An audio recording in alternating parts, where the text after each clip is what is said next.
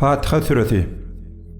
Fatiha Suresi Mekke'de inen sürelerden varıp ol 7 ayattan ibarettir.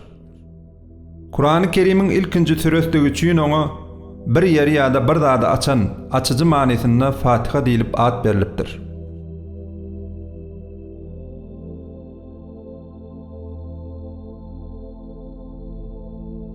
Rahman ve Rahim olan Allah'ın adı bilen başlayarın. Ehli hamd senalar, alemlerin perverdigari Allah mahsustur. Ol Rahmandır, Rahimdir. Din gününün eyesidir. Ey Allah'ım, biz dine sana vaat ediyarız ve dine senden kömek soruyarız.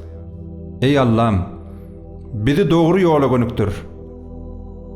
Bizi qadavat edevar olanların ve adaşarların yoluna değil de öz nığmat berenlerin yoluna gönüktür.